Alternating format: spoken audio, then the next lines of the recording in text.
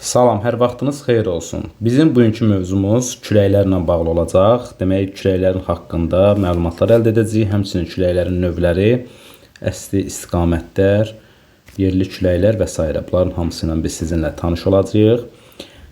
Deməli, gəlin görək ilk öncə külək nəyə deyilir? Biz küləyə belə bir tərif veririk ki, yüksək təzyiq sahəsindən alçaq təzyiq sahəsinə doğru havanın üfüqi şəkildə hərəkətinə külək deyilir. Biz deyirik ki, hər yerdə atmosfer təzyiqi eyni deyil. Normal atmosfer təzyiqi 760 mm civə sütunudur. Lakin bəzi yerlərdə bundan yuxarı, bəzi yerlərdə isə aşağı ola bilər. Ona görə belə deyək, atmosfer təzyiqinin fərqli olması küləyin yaranmasına səbəb olur. Tutaq ki, yəni belə düşünək. Bura olsun A nöqtəsi, bura olsun B nöqtəsi. Deməli, A nöqtəsindən B nöqtəsinə doğru havanın üfüqi şəkildə hərəkət edir. Tutaq ki, deyək, A nöqtəsində atmosfer təzyiqi 780 mm civə sütunudur. B nöqtəsində atmosfer təzyiqi 710 mm civə sütunudur. Gördüyünüz kimi A məntəqəsində atmosfer təzyiqi daha yüksək, B-də isə daha alçaqdır. Ona görə də A-dan B-yə doğru hava üfüqi şəkildə hərəkət edəcək ki, biz bunu adlandıracağıq külək. Əgər verilmiş məntəqələr arasında atmosfer təzyiqi fərqi nə qədər böyük olarsa, bu zaman təbii ki, küləyin sürəti və gücü də çox olacaqdır. Yadda saxlayaq ki, küləyin gücünü və istiqamətini flüger cihazı ilə biz müəyyən edəcəyik. Sürətini isə anemometr. Deməli, küləyin gücü və istiqamətini müəyyən edəcək flüger, sürətini isə müəyyən edəcək anemometr. Həmçinin biz küləyin gücünü müəyyən etmək üçün Beaufort şkalasından istifadə edirik, 12 ballıq şkaladan istifadə edirik. Deməli, külək 12 ballıq sistemlə, şkala ilə qiymətləndirilir. Əgər küləyin gücü 0-1 bal arasındadırsa, yəni 0,2 metr bölünsün saniyəyə qədərdirsə, bu zaman şəlakət, yəni biz o küləyi demək olar ki, hiss eləmirik. Şəlakət vəziyyəti, yəni sakit bir vəziyyət olur. Küləyin gücü 1-3 bal gücündədirsə, yəni 0,3, 5,4 metr bölünsün saniyə. Bu zaman buna biz zəif külə, yəni yüngül küləyə əsdiyini biz hiss edə bilərik. 4-6 bal arasındadırsa, yəni 5,5, 13,8 metr bölü saniyə arasındadırsa, biz buna deyəcəyik güclü küləklər, artıq bu kifayət qədər hiss olunan küləklərdir. 7-8 bal gücündə olan, yəni 13,9, 20,7 metr bölünsün saniyə sürətə malik olan küləklər çox güclü küləklərdir. Yəni artıq biz burada küləyi belə də hədsiz hiss eləyirik. Yəni artıq müəyyən bir dağıcılığa səbəb ola bilər, yüngül dağıcılıqlara səbəb ola bilər.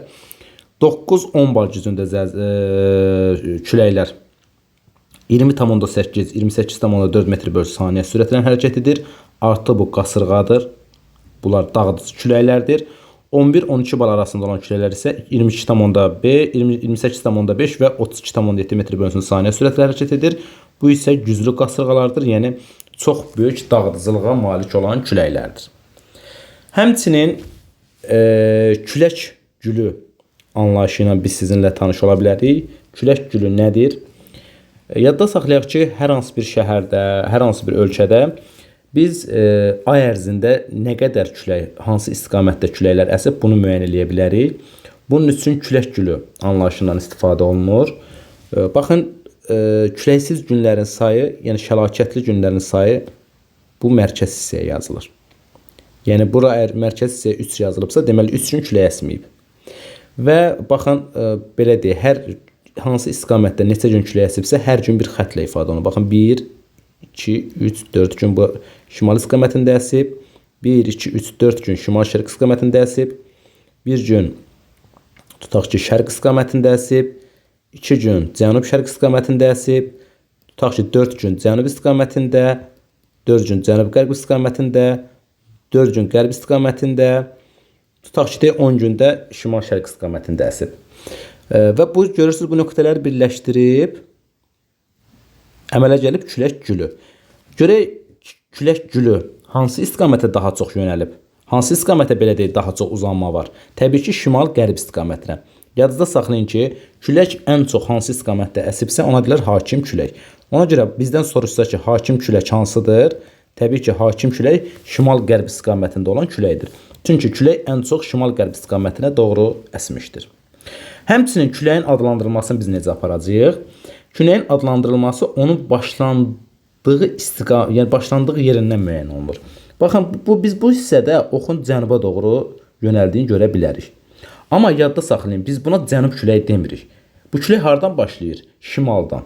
Düzdür, cənuba doğru istiqamətlənib. İstiqaməti cənub istiqamətindədir. Amma haradan başlayıb? Şimaldan. Ona görə biz küləyin adlandırılmasını başlanğıc nöqtədən müəyyənləyəcəyik. Ona görə bu şimal küləyidir. Və yaxud da biz görə bilərik ki, bu külək cənub-qərb istiqamətinə yönəlib. Amma başlanğıc istiqaməti haradır? Şimal-şərq. Demək, bu şimal-şərq küləyidir. Və yaxud da biz görə bilərik ki, burada külək şimal istiqamətindədir. İstiqaməti şimal ola bilər. Amma başlanğıc nöqtəsi haradır? Cənub. Ona görə biz bunu cənub küləyi adlandıracağıq. Və yaxud da bu küləyə biz fikir versək, görərik ki, cənub şərqdən başlayır. Şimal qərbə doğru hərəkət etsə də cənub şərqdən başlayır. Ona görə biz küləyin adlandırılmasının başlanğıc istiqamətinə görə müəyyən edəcəyik. Başlandığı yerə görə. Yəni biz küləyin istiqaməti ilə küləyin adlandırılmasını qarışdırmayaq. Bir daha qeyd edirəm. Küləyin adlandırılması onun haradan, hansı istiqamətdən başladığı belə deyək, əsas önəmlidir. Deməli, biz küləklərin davam etmə müddətinə görə 3 qrupa böləcəyik. Sutkalıq küləklər, mövsümi küləklər və daimi küləklər. Sutkalıq küləklərə aiddir brizlər və dağ-dərə küləkləri. Mövsümi küləklərə aiddir mussonlar. Daimi küləklərə aiddir passatlar, qərb küləkləri və qütüb küləkləri. İndi gəlin sizinlə birlikdə biz ilk öncə brizlərdən, yəni ki, sutkalıq küləklərdən başlayaq. Brizlər ümumiyyətlə istiqamətini gün ərzində 2 dəfə dəyişən küləklərdir. Yəni bunlar gündüzlər, yadda saxlayaq, bura qeyd eləyək, gündüz vaxtları sudan quruya, gecə isə qurudan suya doğru əsirlər. Bir daha deyirəm, brizlər gündüzlər sudan quruya, gecələr isə qurudan suya doğru əsirlər. Və bir şey yadda saxlayaq ki, bunun səbəbi nədir bəs? Yadda saxlayaq ki, su üzərində gündüz su quruya nisbətən daha az qızır və temperaturla təzyiq tərs mütənasibdir. Dəniz üzərində və yaxud da su üzərində əsasən yadda saxlayaq ki, brizlər çayların, göllərin, yəni və yaxud da əsasən quru sular üzərində baş verən bir prosesdir. Ümumiyyətlə yadda saxlayaq ki, gündüzlər su quruya nisbətən daha gec qızır. Gec qızırsa, demək suyun üzərində yüksək təzyiq formalaşacaq. Bunun əksinə olaraq isə torpaq, quru sahə daha tez qızır. Tez qızdığı üçün orada alçaq təzyiq formalaşır. Bir daha qeyd edək, gündüzlər su gec qızdığı üçün burada yüksək təzyiq, quru ərazisi isə tez qızdığı üçün burada alçaq təzyiq formalaşır. Ona görə də yadda saxlayaq ki, gündüz brizləri dənizdən quruya doğru, yəni yüksək təzyiq sahəsindən alçaq təzyiq sahəsinə doğru əsəcəkdir.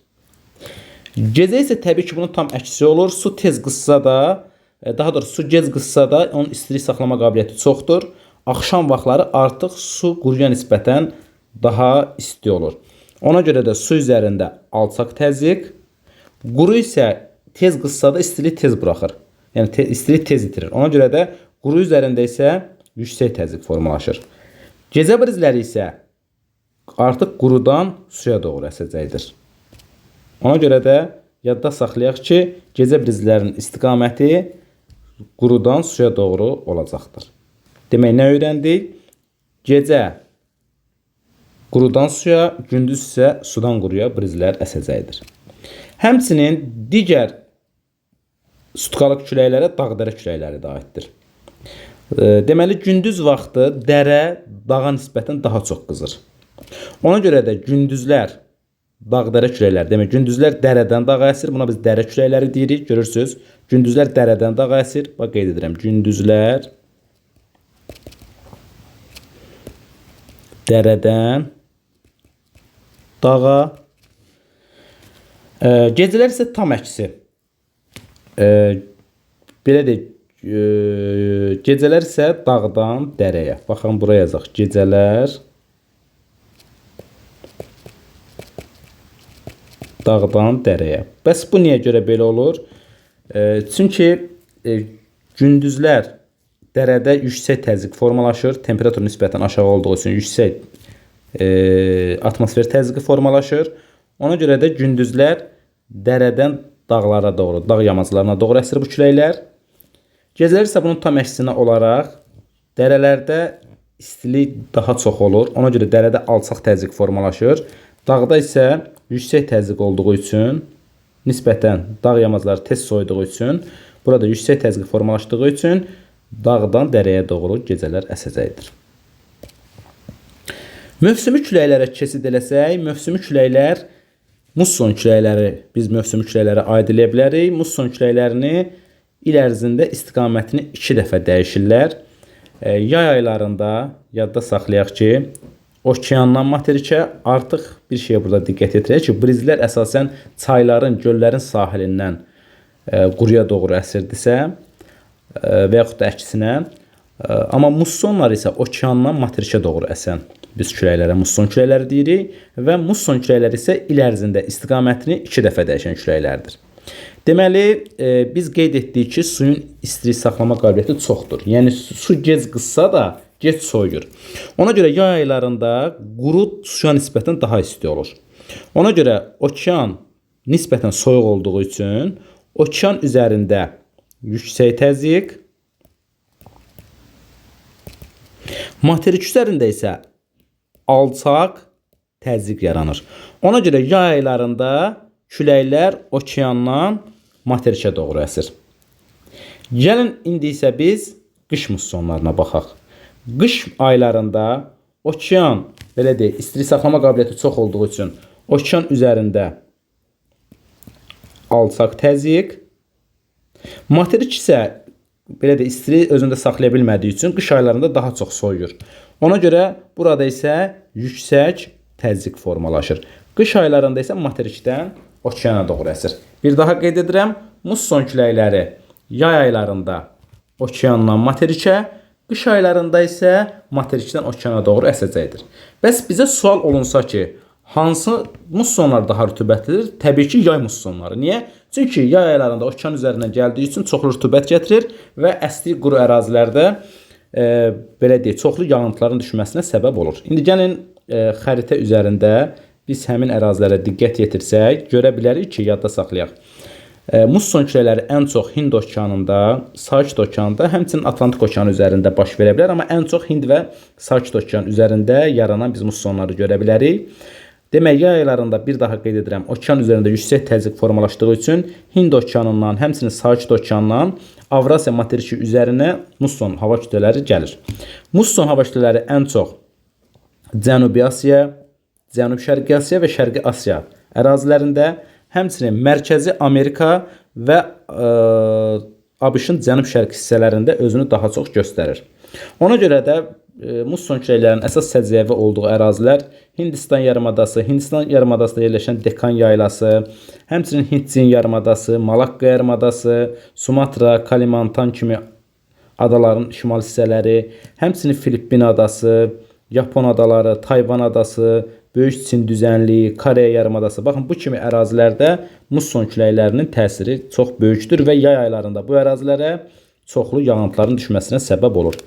Lakin qış aylarında isə bu küləklər təbii ki, tam tərsi olaraq materik üzərindən okean üzərinə əsəcək. Ona görə bunlar nisbətən qış mussonları nisbətən quru olacaqdır.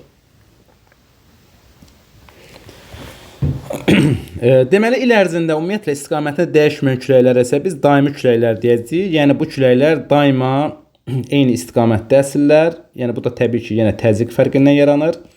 Gəlin, ilk öncə buna keçməmişdən öncə biz təzyiq qurşaqları ilə tanış olaq. Görək, hansı ərazilərdə təzyiq yüksək, hansı ərazilərdə alçaqdır. Deməli, baxın, burada biz diqqət yetirsək, bir yer kürəsini çəkək. Bu bizim olsun ekvatorial ərazilər. Bura olsun tropik ərazilər. Bura olsun mülayim ərazilər. burası olsun qütb enlikləri. Həmçinin cənuba doğru da tropik, mülayim və qütb enlikləri. Yadda saxlayaq ki, ekvatorial ərazilərdə alçaq təzyiq,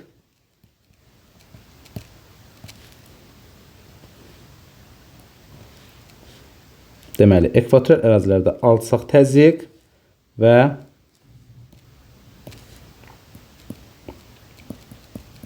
qalxan hava özünü göstərir. Tropik enliklərdə bunun əksinə olaraq yüksək təzyiq, enən hava. Yadda saxlayaq ki, qalxan hava yağıntı verən havadır. Yəni, hansı ki ərazilərdə qalxan hava özünü göstərirsə, o ərazilərdə yağıntıların miqdarı təbii ki, çox olacaq. Enən hava isə bulutsuz hava şəraiti yaradır və yağıntıların belə deyək, düşmə ehtimalı daha az olur. Mülayim enliklərdə isə ekvatorial enliklər kimi bu ərazilərdə də alçaq təzyiq və qalxan hava, ona görə də mülayim enliklərə nisbətən yağıntıların düşmə miqdarı daha çoxdur. Qalxan hava.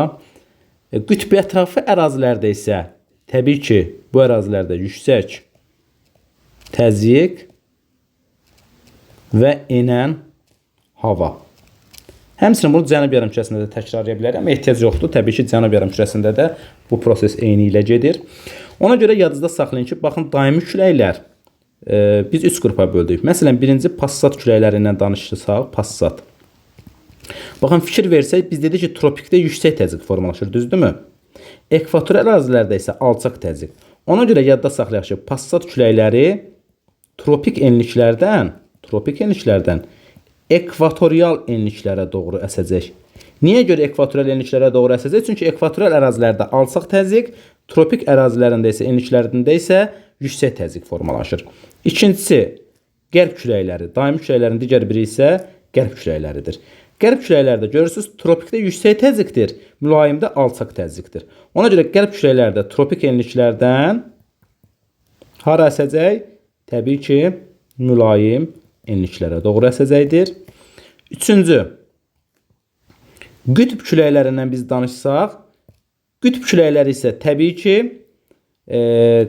qütb yüksək təzyiq, mülayim isə alçaq təzyiq olduğu üçün qütb ətrafı enliklərdən mülayim enliklərə doğru əsəcəkdir. İndi bunlar haqqında gəlin daha ətraflı tanış olaq. Görək bu küləklər necə yaranır, hansı ərazilərdə özünü göstərir. Və bir şeyi də nəzərdə çatdıraq ki, bu bir daha qeyd edirəm, daimi küləklər il boyu eyni istiqamətdə əsirlər və daimi küləklər yadda saxlayaq ki, yüksək təzyiq sahələrindən alçaq təzyiq sahələrinə doğru hərəkət edirlər və Coriolis qüvvəsinin, yəni ki, yerin öz oxu ətrafında hərəkəti nəticəsində Coriolis qüvvəsinin təsiri ilə şimal yarımkürəsində sağa, cənub yarımkürəsində isə sola meyl edirlər. Gəlin daimi küləklərdən olan ilk öncə biz passat küləklərinə diqqət yetirək. Baxın, burada biz passat küləklərinə diqqət yetirsək, passat küləkləri hardasa var, fikir verin, 30 dərəcəlik şimal və 30 dərəcəlik cənub enlikləri ətrafından, yəni ki, tropik belə deyək, enliklərdən ekvatorial enliklərə doğru hərəkət etdilər. Qərb küləklərinə diqqət yetirsək, 30 dərəcəlik şimal enliklərdən təqribən 60 dərəcəlik enliklərə qədər, yəni mülayim enliklərə doğru hərəkət edən küləklərə biz qərb küləklər dedik. Burada 30 dərəcə cənub enliyi və 60 dərəcə cənub enliyi. Yəni tropiklərdən mülayimə doğru hərəkət edir bu küləklər. Qütb küləkləri həmçinin şimal yarımkürəsində şimal-şərq, cənub yarımkürəsində isə cənub-şərq küləkləri də adlanır. Və bu isə təbii ki, qütb ətrafı ərazilərdən harca 80-90 dərəcəli enliklərdən mülayim enliklərə doğru hərəkət edən küləklər olacaqdır. Biz bu küləklərə deyəcəyik qütb küləkləri. İlk öncə passat küləklərindən başlasaq, gördüyümüz kimi passat küləkləri, baxın burada sxemə diqqət yetirsək, görə bilərik ki, passat küləkləri şimal yarımkürəsində şimal-şərqdən cənub-qərb istiqamətinə doğru yönəlib, cənub yarımkürəsində isə cənub-şərqdən şimal-qərb istiqamətinə doğru yönəlmişdir. Və diqqət yetirsək, şimal yarımkürəsində əsasən passatlar quru ərazilərdən gəlir, əsasən materiklərin üzərindən gəlir deyə, yəni şimal passatları cənub passatlarına nisbətən daha quru olur. Amma cənub passatları isə daha çox okeanların üzərindən keçdiyi üçün cənub passatları isə daha rütubətli olur. Ona görə də yadda saxlayaq, cənub passatları Avstraliyanın, Afrikanın, həmçinin Cənubi Amerikanın şərq hissələrinə çoxlu yağıntılar gətirir. Yəni passat küləkləri, bir daha deyirəm, şimal yarımkürəsinə nisbətən cənub yarımkürəsində daha rütubətlidir və materiklərin şərq hissəsində, xüsusən Avstraliya, Afrika və Cənubi Amerikanın şərq hissəsinə çoxlu yağıntının düşməsinə səbəb olur. Passatların məsələn əsas hiss olunduğu ərazilərə biz hansı ərazilər nümunə göstərə bilərik? Daş Amazon ovalığı, Orinoco ovalığı, Qviana yaylası, həmçinin Afrikada tutaq ki, Kongo hövzəsi, Somali yarımadası ətrafı, Hindistan yarımadası, Hint-Çin yarımadası, Cənub-Şərqi Asiya və sair kimi ərazilərdə biz passat küləklərinin təbii ki, fəaliyyətini hiss eləyə bilərik. Digər bir külək isə qərb küləkləridir. Qərb küləkləri qeyd etdik ki, təqribən 30 dərəcəlik enliklərdən, yəni tropik enliklərdən 60 dərəcəlik enliklərə qədər hərəkət edən küləklərdir. Qərb küləklərinin də yaranmasına səbəb tropik ərazilərdə yüksək təzyiq, mülayim enliklərdə isə alçaq təzyiqin formalaşmasıdır. Gördüyümüz kimi qərb küləkləri şimal yarımkürəsində cənub-qərbdən şimal-şərqə doğru, şimal yarımkürəsində daha doğrusu, deməli bir daha qeyd edirəm, cənub-qərbdən şimal-şərqə doğru, cənub yarımkürəsində isə şimal-qərbdən cənub-şərqə doğru hərəkət edirlər. Biz bunlara qərb küləkləri niyə deyirik? Qərb küləkləri daha çox şimal yarımkürəsində, həmçinin müəyyən hissələrdə cənub yarımkürəsində materiklərin qərb hissəsinə çoxlu yağıntıların düşməsinə səbəb olur. Məsələn, Avrasiya materikini götürsək, biz Atlantik okeanı sahillərindən Ural dağlarına qədər qərb küləklərinin bu ərazilərə bol yağıntı gətirdiyini görə bilərik. Həmçinin Şimali Amerikada Alyaska sahillərinə qərb küləkləri çoxlu yağıntı gətirir. Cənub yarımkürəsində isə Çilinin cənub-qərb hissələrində biz qərb küləklərinin çoxlu yağıntı gətirdiyini görə bilərik. Yəni bu küləklərin qərb küləkləri adlandırılmasına səbəb əsasən materikin qərb hissəsinə çoxlu yağıntıların gətirilməsinə səbəb olmasıdır. Və digər bir külək isə qütb küləkləridir. Qütb küləkləri təbii ki, qütb ərazilər, qütb yüksək təzyiq sahəsindən mülayim alçaq təzyiq sahəsinə doğru əsən küləklərdir. Gördüyünüz kimi bu küləklər şimal yarımkürəsində şimal şərqdən cənub-qərbə doğru özünü göstərir. Cənub yarımkürəsində isə cənub-şərqdən şimal-qərbə doğru əsir və hərəkət edirlər. Və bu küləklərdə əsasən okeanlarda soyuq okean cərəyanlarının yaranmasına və buxarlanmanın daha çox azalmasına səbəb olan küləklərdir.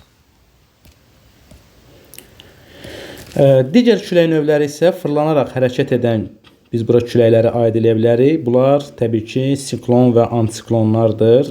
İlk öncə biz siklonlar haqqında danışaq. Görək necə yaranır siklon.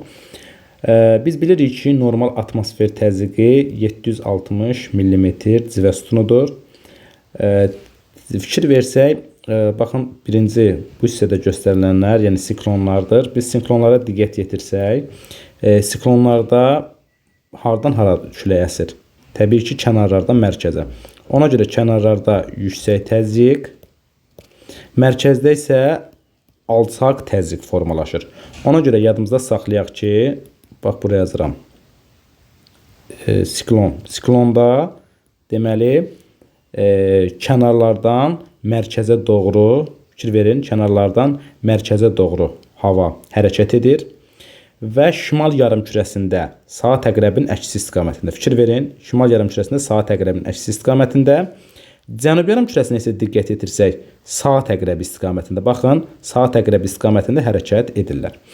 Biz siklonlara diqqət yetirsək, gördük ki, kənarlarda yüksək təzyiq, mərkəzdə isə alçaq təzyiq formalaşdı.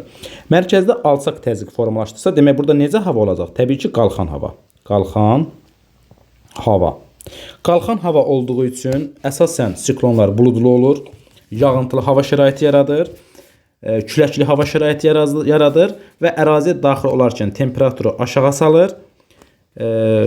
Temperaturun aşağı düşməsinə, belə deyək, güclü küləklərin baş verməsinə və küləklə yanaşı güclü yağıntıların yaranmasına səbəb olurlar. Biz siklonları təbii ki, iki qrupa bölə bilərik. Bir, burada qeyd edək. Deməli, tropik siklonlar, həmçinin tropikdən kənar siklonlar. Və yadda saxlayaq ki, siklonlar daha çox, belə deyək, tropik siklonlar əsasən belə deyək, yəni yayılma arealı az olsa da dağıcılıq gücü həddən artıq böyük olur. Hətta küləklərin sürəti 300-dən 300 km bəzən keçmiş olur. Və bu küləklər çox dağıdıcı küləklərdir, tropik siklonlar. Amma yenə deyirəm, diametri kiçikdir, daha kiçik ərazilərdə yayılırlar. Tropikdən kənar yaranan siklonlar isə əhatə dairəsi çox böyük olur. Lakin dağıcılıq gücü az olur və əsasən özünü mülayim enliklərdə göstərirlər. Baxın, gəlin bir daha təkrarlayaq.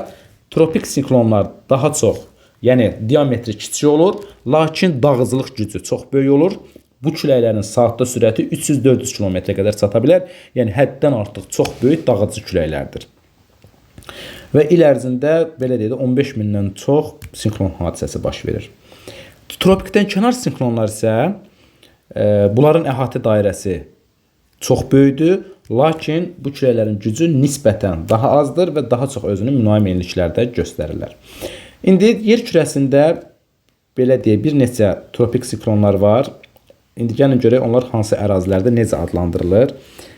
Demək, birinci biz danışa bilərik Cənub-Şərqi və Cənubi Asiyadan. Deməli, Cənubi və Cənub-Şərqi Asiya.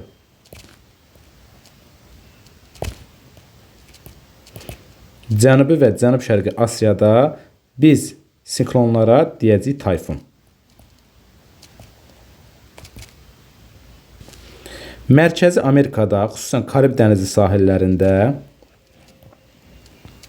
biz siklonlara deyəcəyik hurrikan və yaxud da qasırğa. Hurrikan və yaxud da qasırğa. Deməli, biz Filippin ərazisində yerləşən küləklərə deyəcəyik, yəni daha doğrusu Filippində bu küləklər adlanır Baguya. Deməli, Avstraliya ərazisində siklonlara Will-Willi deyirlər. Will-Willi.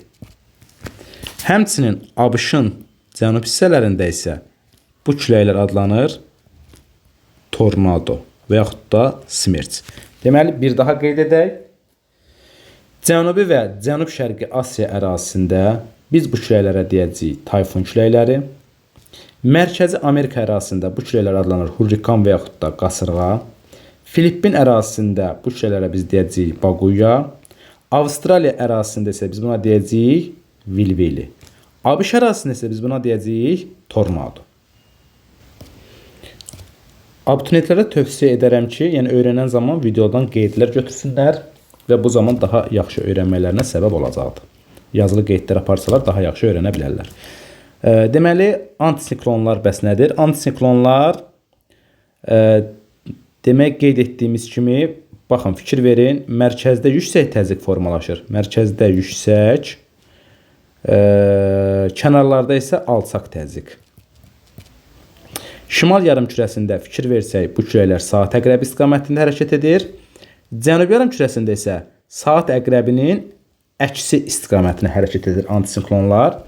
Gördüyümüz kimi mərkəzdə yüksək təzyiqdir. Yüksək təzyiqli isə demək necə havadır? Enən havadır. Enən hava axınları olduğu üçün antisiklonlar bunlar daha çox aydın və bulutsuz hava şəraiti yaradırlar. Yəni antisiklonlar siklonlardan fərqli olaraq belə deyək də yağıntı gətirmir. Əsasən quru hava şəraiti yaradır. Enən hava axınları olduğu üçün burada bulutsuz hava şəraiti yaranır. Və mərkəzi hissə tam sakit şəlakət burada baş verir mərkəzi hissədə. Çünki mərkəzdən kənara doğru əsir. Kənarlarda isə təbii ki, küləkli hava şəraiti özünü göstərir. Və antisiklonlar daha çox yadda saxlayaq. Rusiya ərazisində, Sibir ərazisində, həmçinin cənubda Antarktida ərazisində, bir də ki, daha çox subtropik enliklərdə özünü göstərəcəkdir. Demək, antisiklonlar hansı ərazilərdə daha geniş yayılacaq? Əsasən Sibir ərazisində, Antarktida materiki üzərində və və daha çox subtropik enliklərdə özünü göstərəcəkdir. Digər bir belə deyək küləklərə biz qum qasırğaların, qum fırtınaları nümunə göstərə bilərik ki, daha çox quru ərazilərdə, tutaq ki, Mərkəzi Asiya, Cənub-Qərbi Asiya, Şimali Afrika kimi ərazilərdə biz qum fırtınalarına rast gələ bilərik ki, bu da əsasən səhra və yarım səhra ərazilərində formalaşır. Yəni toz burulğanları olan ərazilərdə nisbi rütubətlik çox aşağı olur, hətta 10%-in aşağısında olur. Temperatur isə 50%-ə qədər qalxa bilir. Hətta biz bəzən ölkəmizdə də yəni bu toz burulğanlarının hətta ölkəmizə qədər gəlib çatdığını görə bilirik.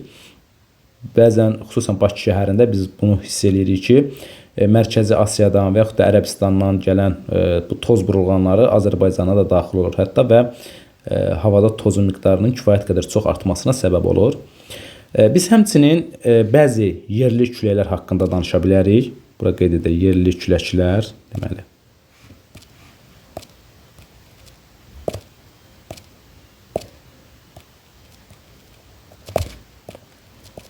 Yerli küləklər, görək hansı ərazilərdə bu yerli küləklər necə adlanır. Deməli, Şimali Afrikada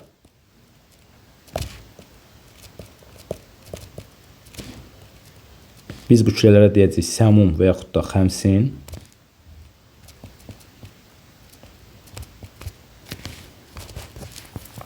Ərəbistan ərazisində